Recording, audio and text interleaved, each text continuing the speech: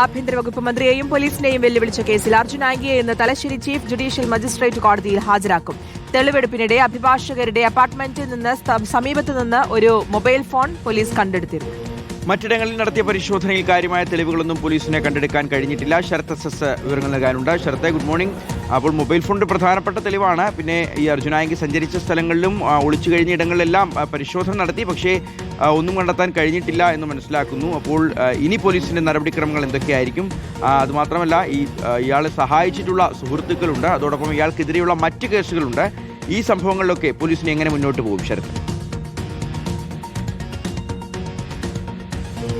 Good morning. എന്തായാലും ഈ കേസിൽ 3 ദിവസത്തെ കസ്റ്റഡി കാലാവധി അവസാനിച്ച സാഹചര്യത്തിലാണ് ഇന്നിപ്പോൾ അർജുൻ ആംഗിയെ കോടതിയിൽ ഹാജരാക്കുന്നത്. നേരത്തെ സൂചിപ്പിച്ചതുപോലെ തലശ്ശേരി ചീഫ് അഡീഷണൽ മജിസ്ട്രേറ്റ് കോടതിയിലാണ് പ്രതിയെ ഹാജരാക്കുക. ഇന്ന് രാവിലെ തന്നെ ഹാജരാക്കിയേക്കും.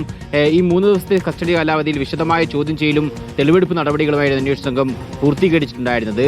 ഈ അർജുൻ ആംഗിയെ പിടികൂടിയിട്ടുള്ള അഭിഭാഷക ദമ്പതികളുടെ വീട്ടിലെത്തിച്ചും ഒപ്പം സുഹൃത്തിനൊപ്പം സഞ്ചരിച്ച മട്ടന്നൂരിലും തളിപ്പറമ്പിലെ ഹോട്ടലിലുമൊക്കെ എത്തിച്ചായിരുന്നു തെളിവെടുപ്പ് നടപടികൾ പൂർത്തീകരിച്ചത്. ഇതിൽ നിർണായകമായി തെളിവായി ലഭിച്ചത് മൊബൈൽ ഫോണാണ്. ഈ അഭിഭാഷക ദമ്പതിമാരുടെ അപ്പാർട്ട്മെന്റിന് സമീപത്ത് വെച്ചാണ് ഈ മൊബൈൽ ഫോൺ കണ്ടെടുക്കാൻ സാധിച്ചിട്ടുള്ളത്. മറ്റിടങ്ങളിലെ തെളിവെടുപ്പിൽ കാര്യമായൊന്നും തന്നെ കണ്ടെത്താൻ സാധിച്ചിരുന്നില്ല. എന്തായാലും ഈ വിശദമായ ചോദ്യം ചെയ്യലും തെളിവെടുപ്പ് നടപടികളും പൂർത്തീകരിച്ച അർജുൻ ആംഗിയെ ഇന്നിപ്പോൾ കോടതിയിൽ ഹാജരാക്കും. ഇനിയിപ്പോൾ പ്രധാനമായി അന്വേഷണ സംഘം നോക്കുക ഈ മൊബൈൽ ഫോണിന്റെ ശാസ്ത്രീയ പരിശോധനയാണ്. അതായത് ഈ മൊബൈൽ ഫോണിൽ എന്തൊക്കെ കാര്യങ്ങൾ അടങ്ങിയിട്ടുണ്ട്, ഒപ്പം ഈ സോഷ്യൽ മീഡിയയിലൂടെ തന്നെ ഒളിവിൽ കഴിയുന്ന സമയത്ത് നിരവധി തവണ ആഭ്യന്തര വകുപ്പിനെയും പോലീസിനെയും വെല്ലുവിളിച്ച് സോഷ്യൽ മീഡിയയിലെ അർജുൻ ആംഗി രംഗത്ത് വന്നിരുന്നു.